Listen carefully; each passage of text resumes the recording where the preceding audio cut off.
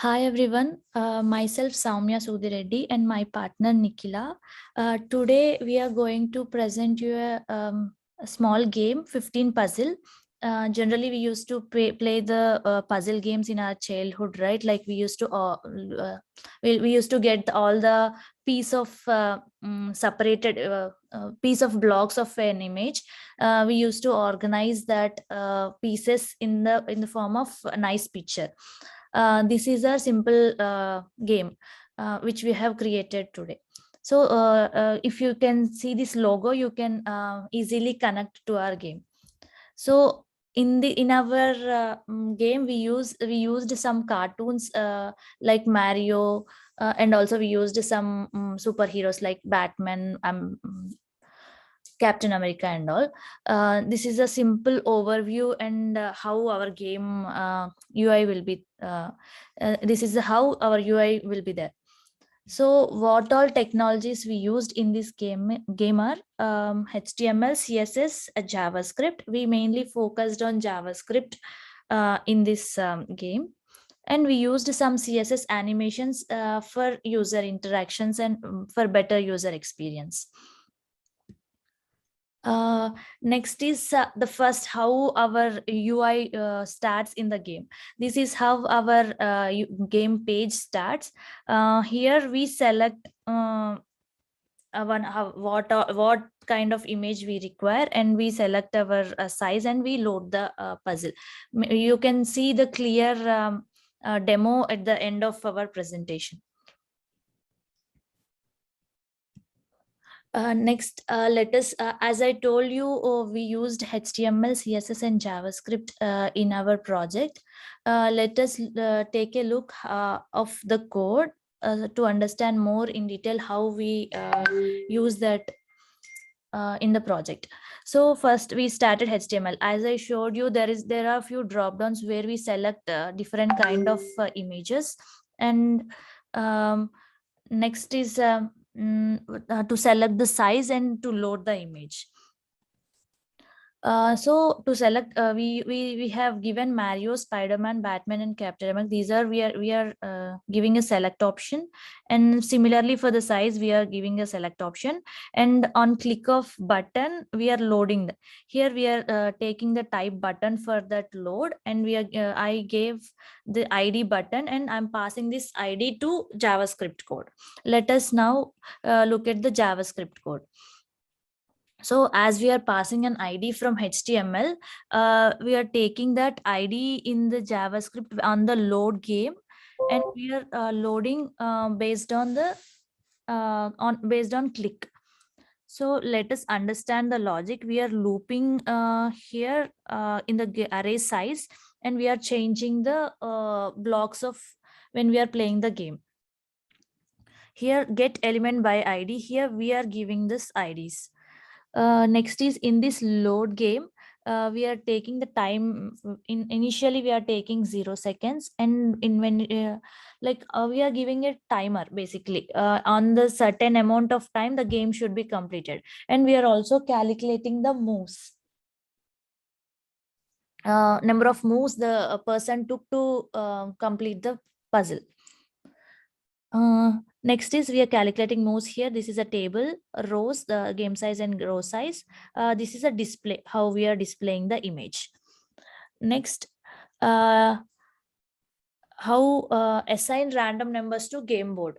So like how we are assigning the numbers, we are giving the size, right, on select of 10 by 10, on select of 8 by 8, on select of 6 by 6 or 3 by 3. So let us see how we are assigning that to game board, like on how the UI is changing on this select.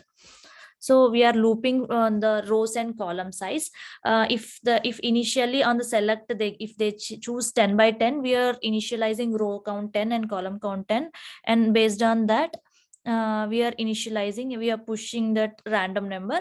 Based on that, we are loading the images from the stored DB, and we are displaying that puzzle on the screen.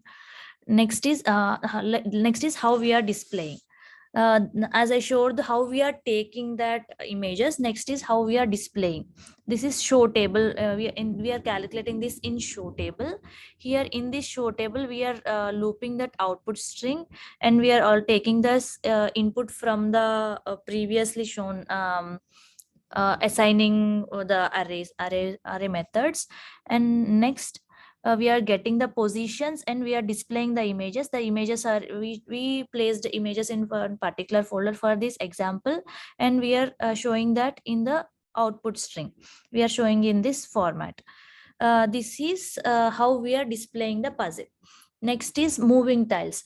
So to play the first is we display the image. Next is to, when we start the game, the all the blocks will be disturbed. We'll show that demo, we'll show that in the demo. Once the image is displayed, when we start the game, all the image will be breaked and it will be scrambled. So now we have to arrange the scrambled pieces into a fine, like the earlier image which is given to us. So how the tiles are moving, so for that moving tiles we used CSS animations. On click of the tile, the moving up and down, we use that CSS animations.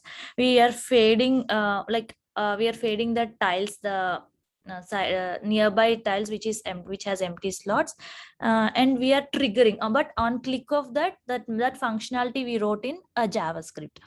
Next is and also if there is only one empty slot, only then we can only the beside slots which of the empty slot, we can move those tiles. Other than that, if we try to click that, we can't move because there is no empty slide that we can move that slide. So that part is also we are covering in JavaScript. Next, let us understand the CSS animations. For this CSS animations, we used keyword, like a keyword a class. So we are using blinker, which slides we have to move, like what all options we have to move. Next, for that we gave this 0%, 50% opacities. Next is WebKit blinkers. We use that blinkers, that animations to show which all blocks are available to move. Next, let us understand that moving part of tiles and changing CSS, how we are changing. Here in these tiles, we wrote this function change style. Here on click of that button, where we have the empty slot that is moving up, down, or right, or next, that we are covering here. We are checking the table row, table column, and we are giving up or down or left or right.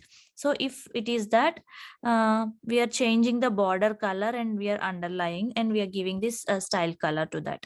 We are using this, as I mentioned in this previous CSS animations, we used this blinker, and otherwise we are giving the black. Next method is check if movable change styles. So here we are passing row coordinator, column coordinator, and the direction. If direction is up, we are moving this size, and if direction is, we are checking all the conditions up, down, left, and right. This is a continuation. Next is move of the tile.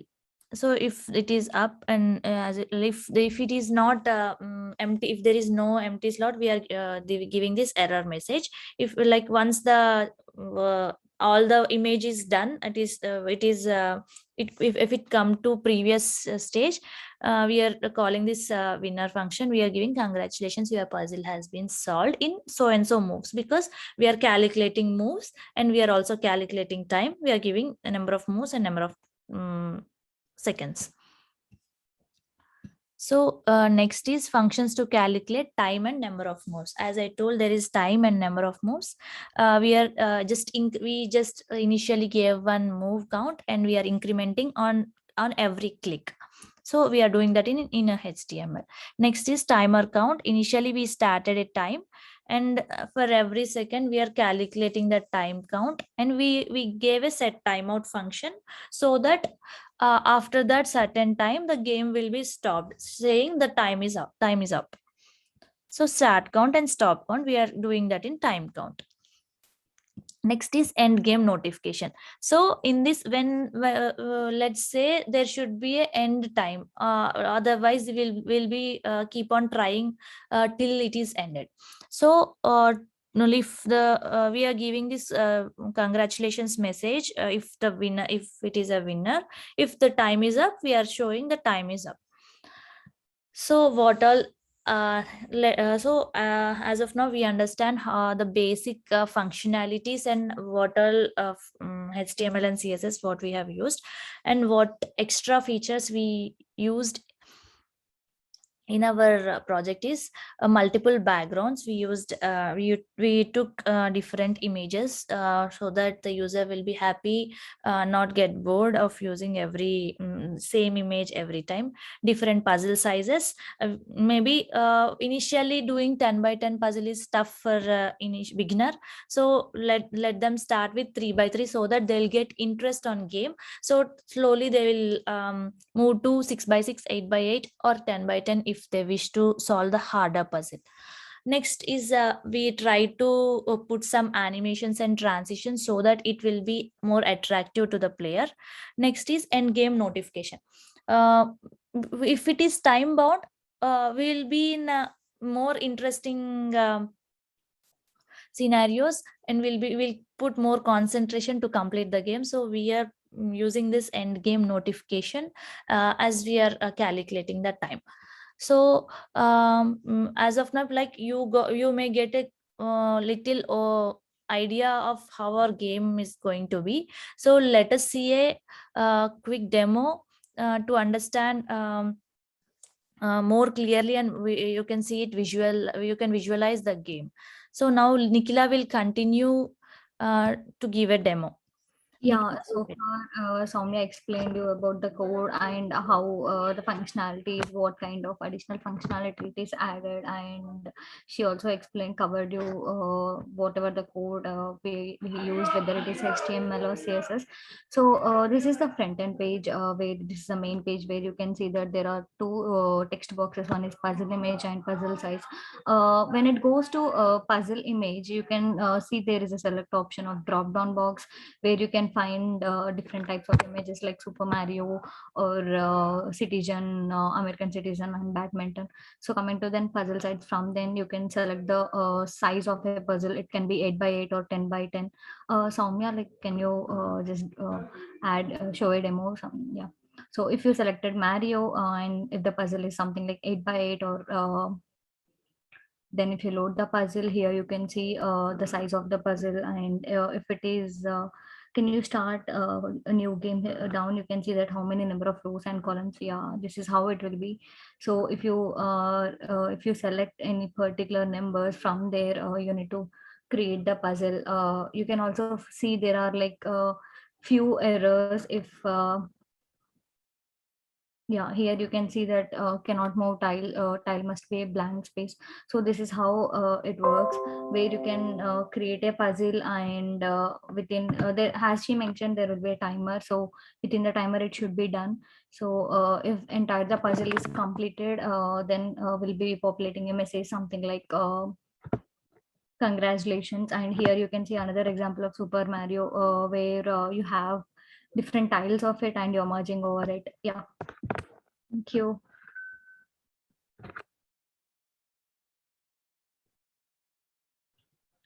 So this is the page.